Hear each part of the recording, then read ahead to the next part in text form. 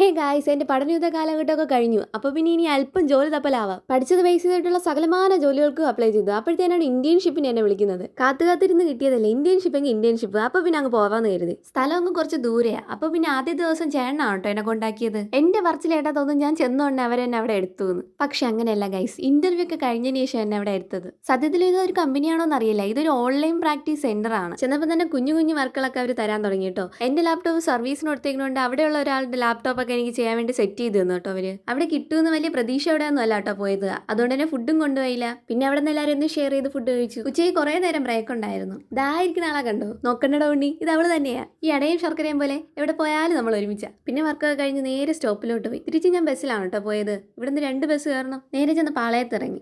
ഈ കാണുന്നതാണ് നമ്മുടെ പാളയം പള്ളി. അവിടെയും കുറേ നേരം ബസ് സ്റ്റോപ്പിൽ നിന്നു. ബസ്സൊക്കെ കെട്ടി വീട്ടിലെത്തിയപ്പോഴത്തേക്കും നല്ല ലേറ്റ് ആയി. പിന്നെ പെട്ടെന്ന് ഫ്രഷ് ആയി ഫുഡ് കഴിച്ചു. ഇനി അല്പം ഉറക്കാവാം. അപ്പം ഇത്രയുള്ള ഗൈസ്, ബൈ, ശുഭദിനം.